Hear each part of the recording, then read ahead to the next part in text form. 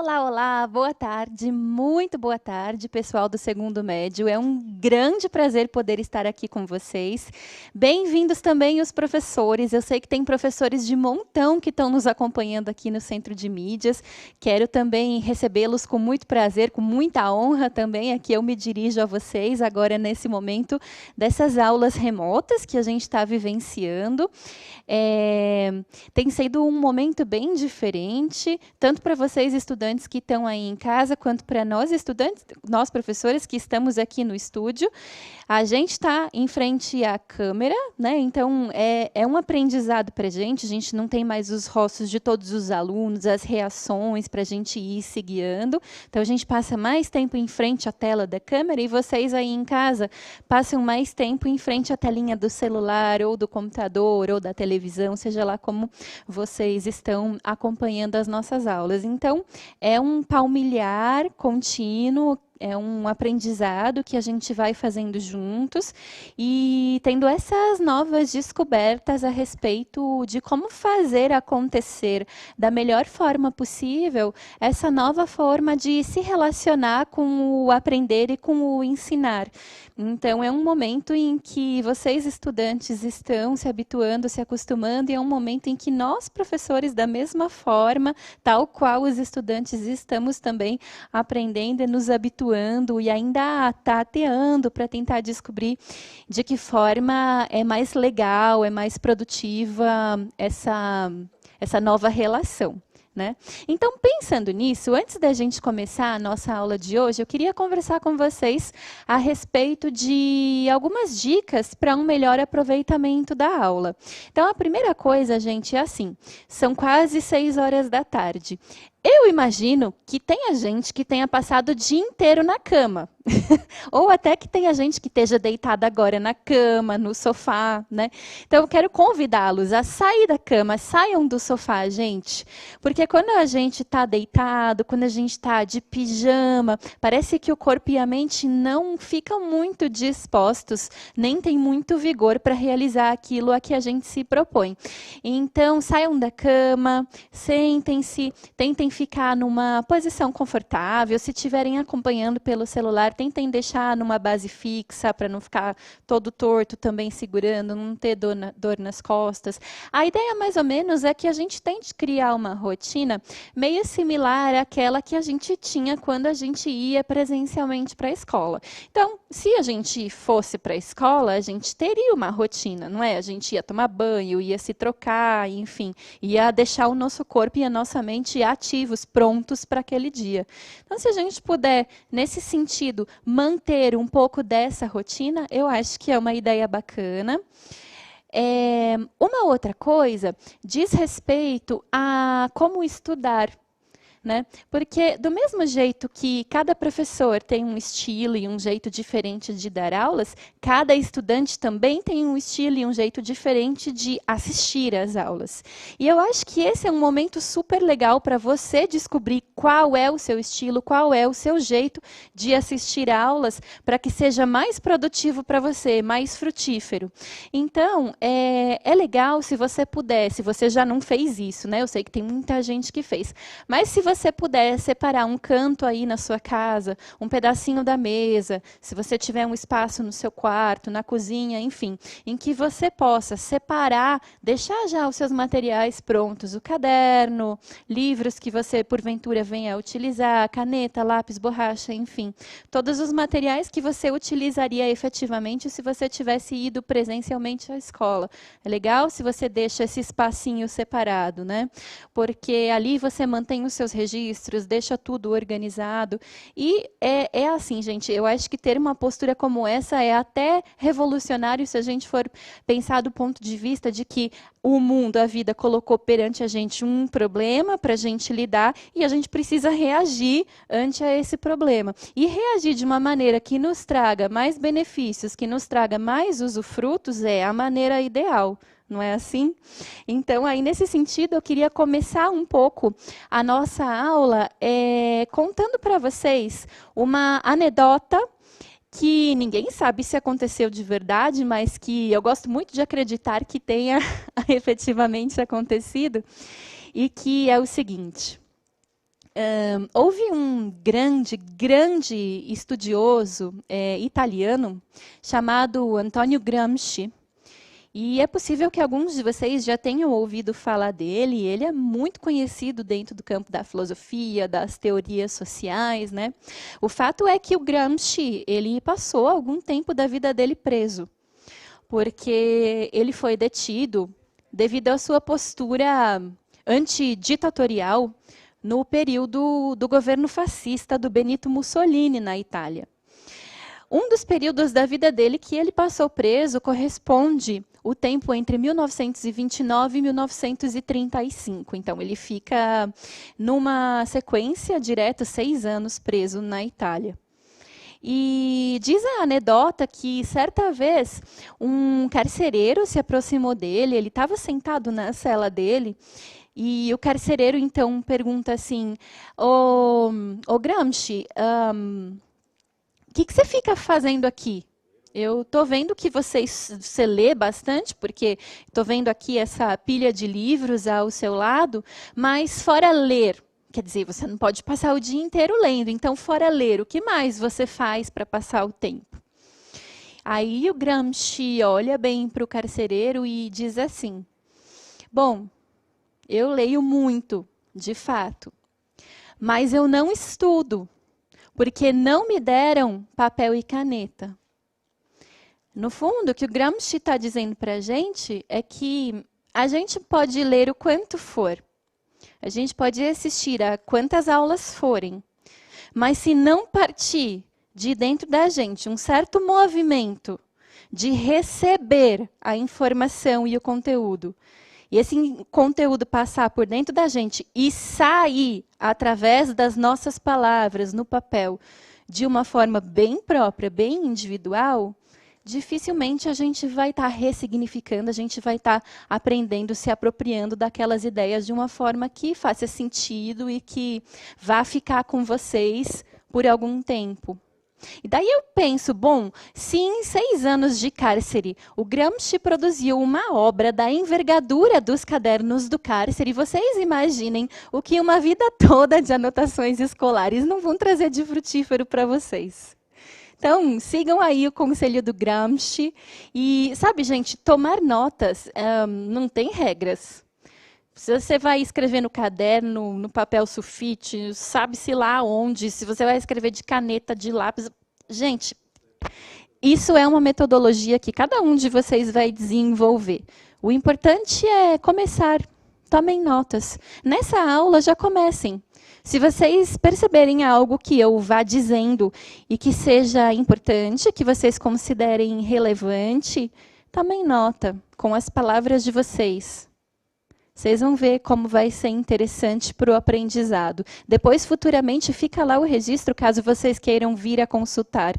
Tem aquelas situações que a gente vive, opa, peraí, eu já ouvi falar disso, um certo professor já me falou disso uma vez. Se a gente tem isso registrado, facilita muito esse percurso. Beleza? E ainda, quero conversar muito rapidamente com vocês sobre o chat. Quero dizer o seguinte... eu, particularmente, ainda que nós estejamos num momento muito diferente, nesse momento de distanciamento social, enfim, mas eu parto do pressuposto, isso eu faço desde que eu comecei a dar aulas há 10 anos atrás, eu parto do pressuposto de que uma aula é uma troca de saberes, é uma troca de conhecimentos. Então, eu não estou aqui para ensinar a vocês mais do que vocês podem me ensinar também.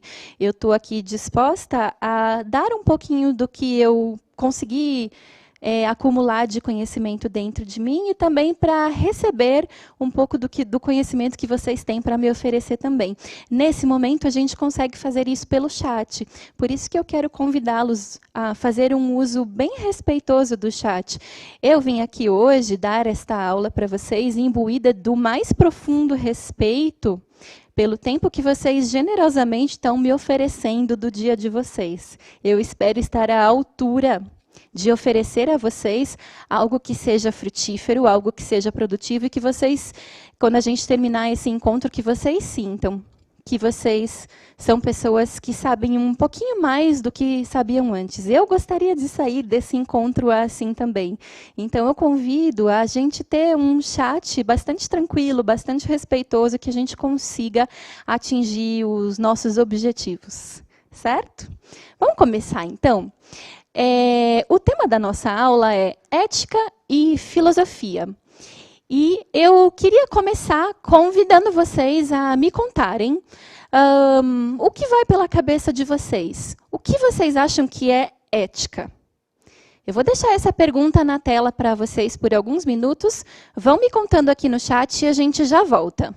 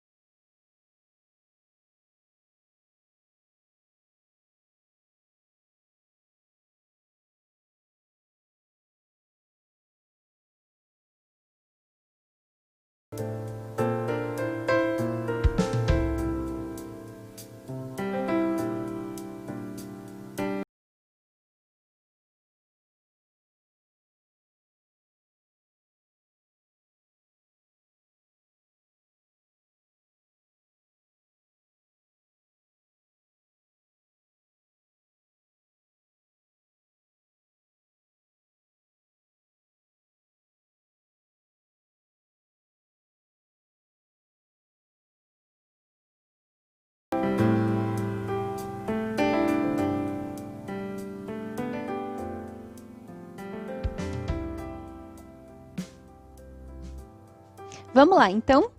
Primeiro, quero agradecer muitíssimo pela participação de vocês no chat. Vocês me deram aqui um monte de coisa para pensar, mas eu anotei as respostas que mais apareceram, né? Então, campeã disparada, a resposta que mais apareceu foi respeito. A pergunta era, na sua opinião, o que é ética?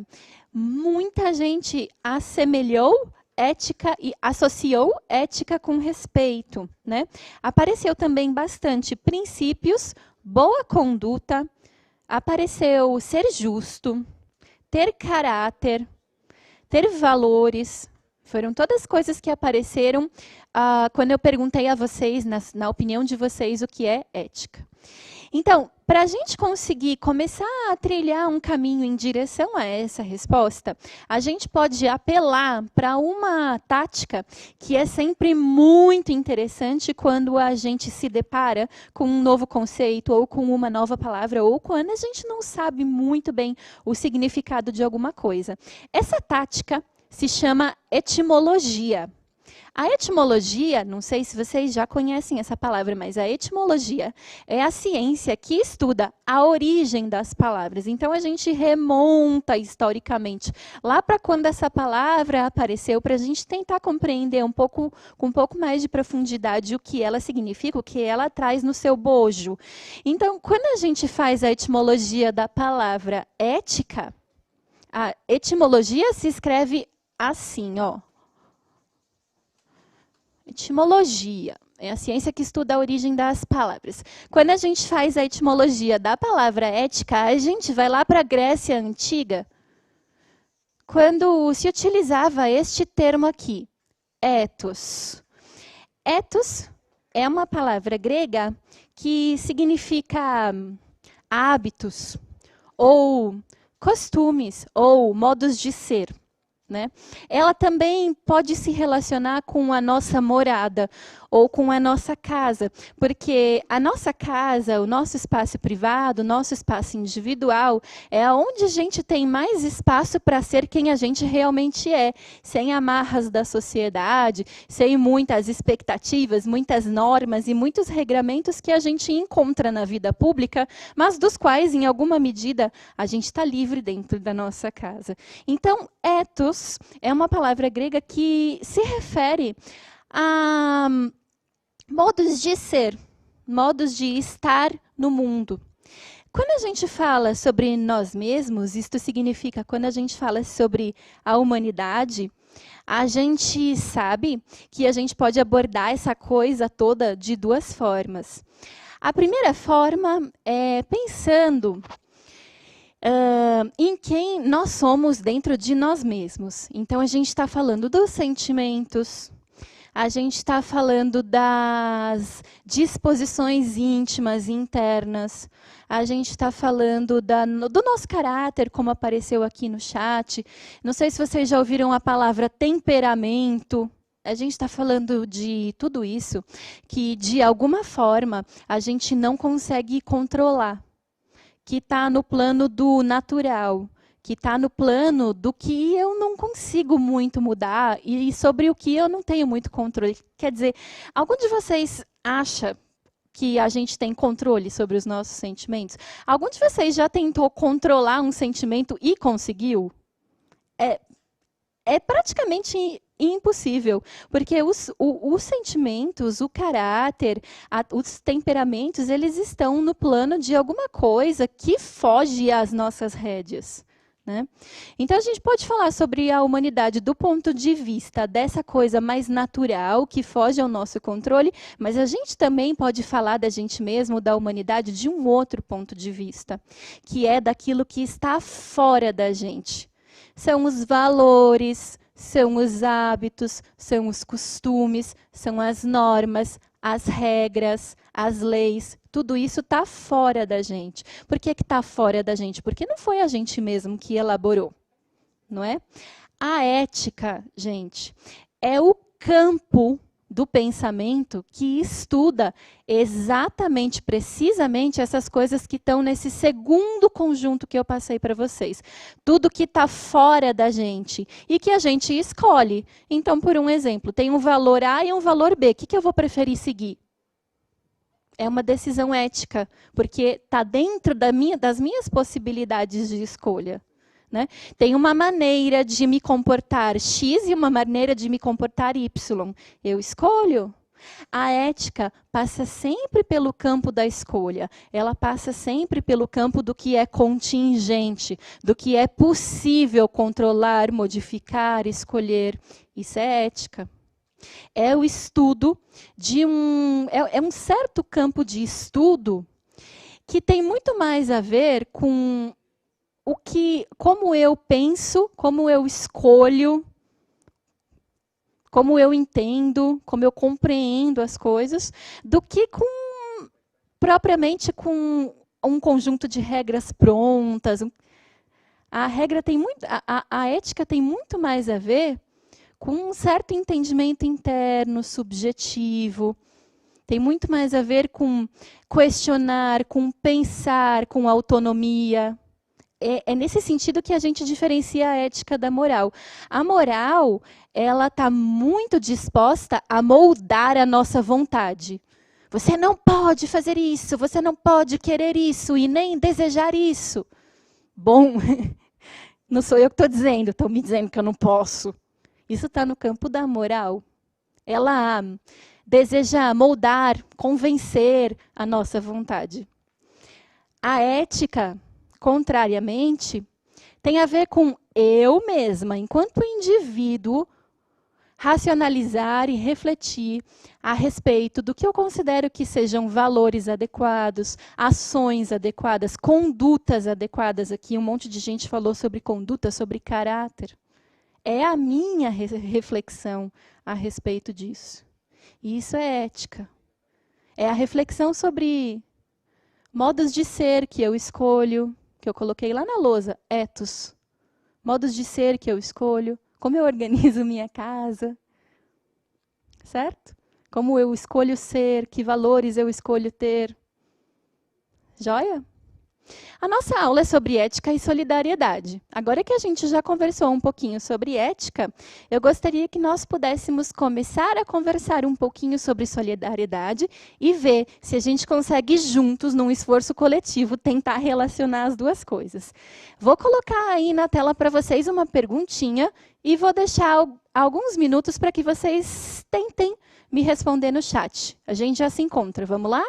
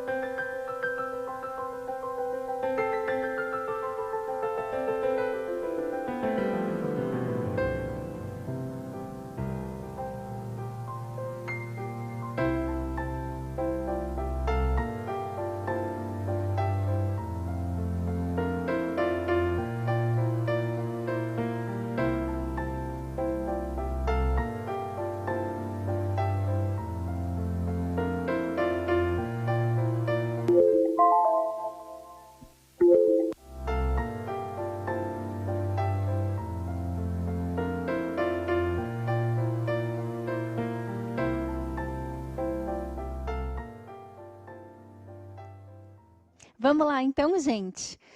Fiquei de olho aqui no chat. Anotei as respostas que mais apareceram também.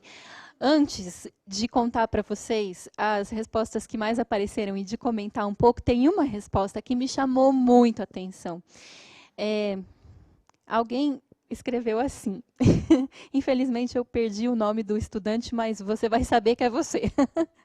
Alguém escreveu assim: eu não tenho uma resposta exata para essa pergunta. Que é uma resposta realmente excelente.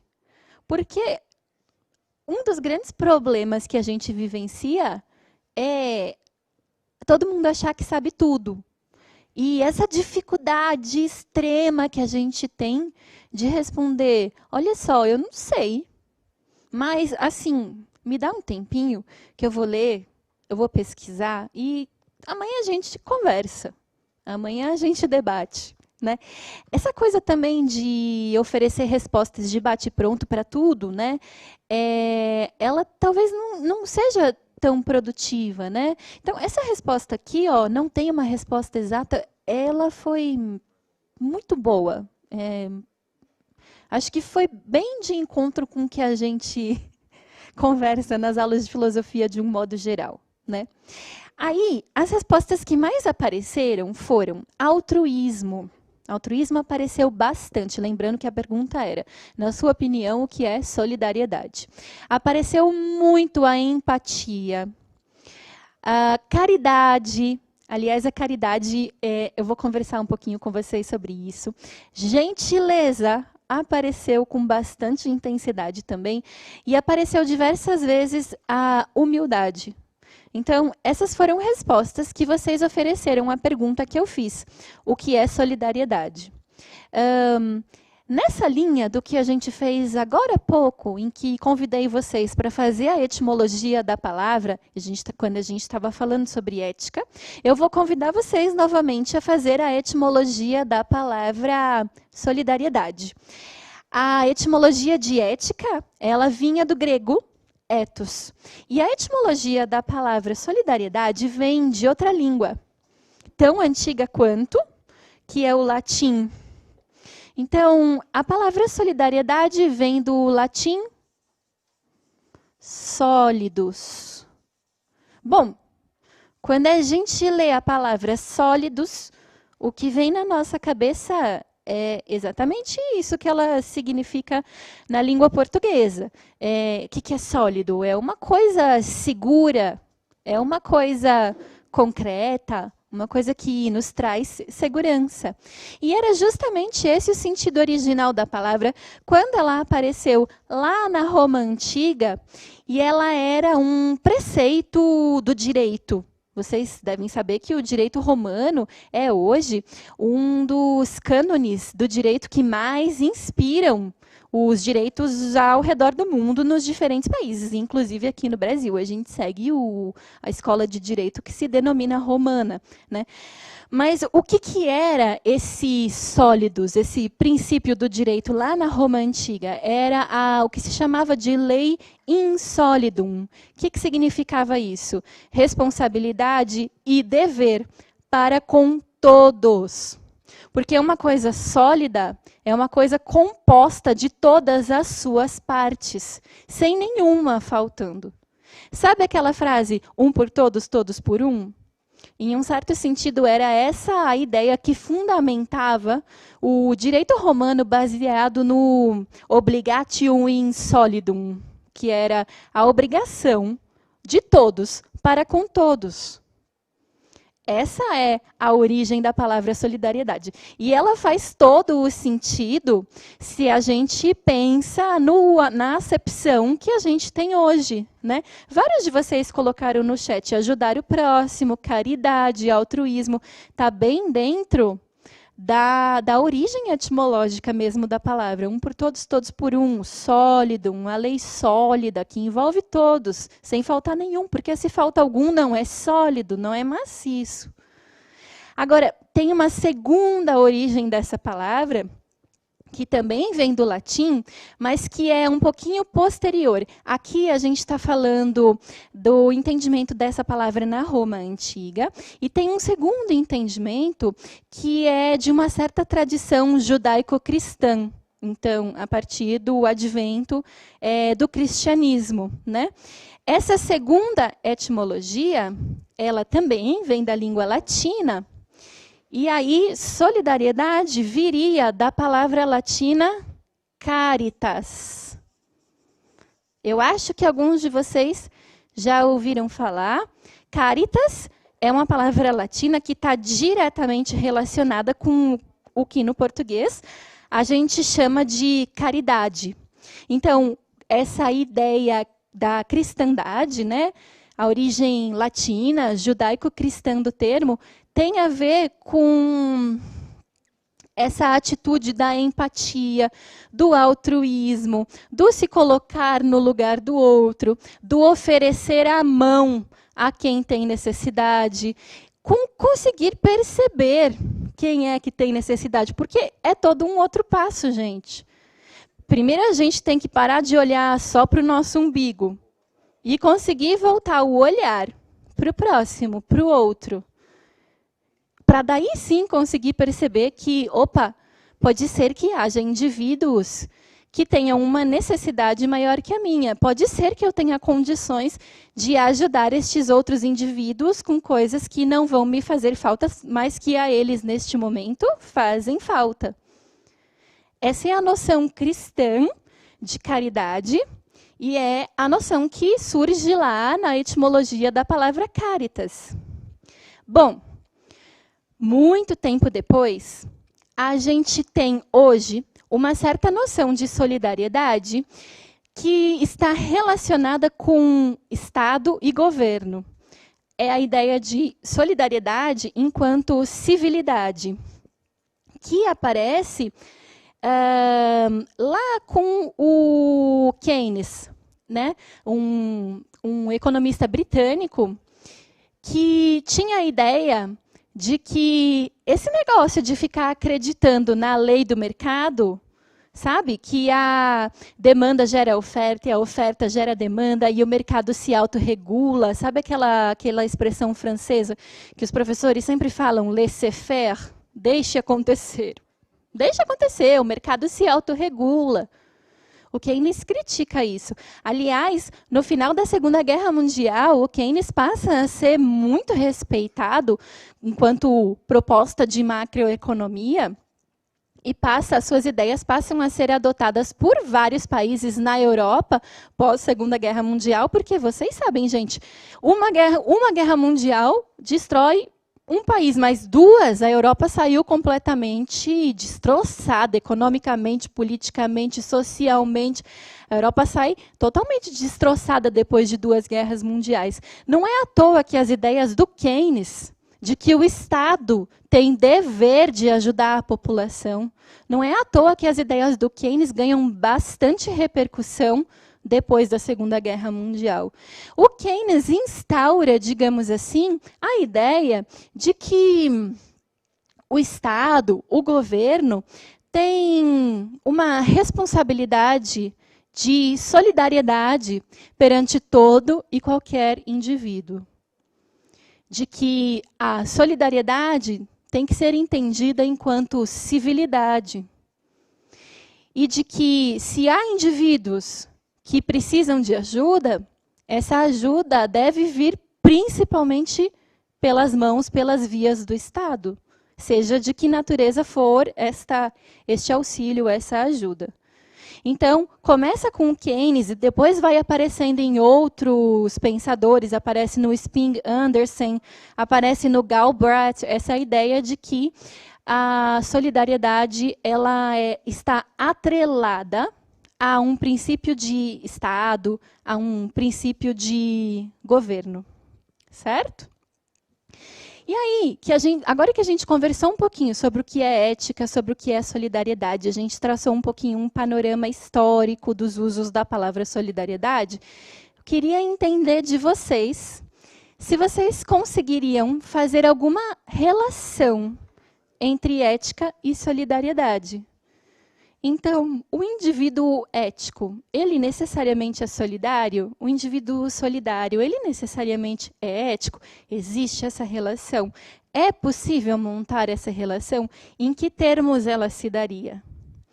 Eu gostaria, então, e para a gente já ir se encaminhando para o final da nossa aula, de convidá-los a fazer uma pequena tarefa de casa, que eu pediria que vocês entregassem para o professor de filosofia de vocês na escola, quando as aulas voltarem.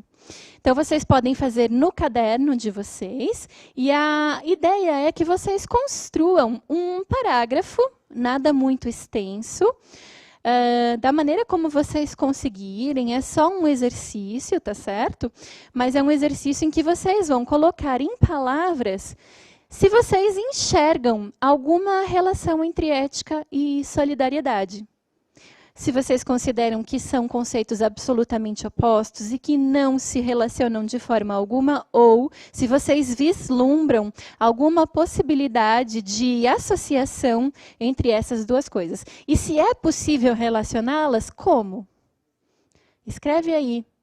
Vamos treinar um pouquinho também do tirar as coisas de dentro da gente e colocar no papel as nossas ideias. Isso também é fundamental. Então, convido vocês a fazerem este exercício. Como eu falei para vocês, façam no caderno. Quando voltarem às aulas, entreguem para o professor de filosofia. Eu tenho certeza que ele vai ficar muito contente em receber essa atividade de vocês. Para além disso, também é uma maneira de vocês documentarem, de vocês pensarem um pouquinho sobre as coisas que a gente conversou hoje, de vocês tentarem ressignificar e compreender um pouquinho melhor o que a gente viu hoje. E, me encaminhando já para o final da aula, então, eu quero agradecer muito a todos vocês que generosamente me deram um pouquinho do tempo do dia de vocês. Quero agradecer aos professores que acompanharam também a nossa aula. E o meu desejo mais profundo é de que eu tenha podido oferecer a vocês algo que tenha estado à altura do que vocês merecem, vocês estudantes merecem aí em casa. Espero que a gente termine essa aula entendendo um pouquinho mais do que a gente entendia antes. Espero ansiosamente pelos próximos encontros que teremos. Tenham uma excelente semana e até mais.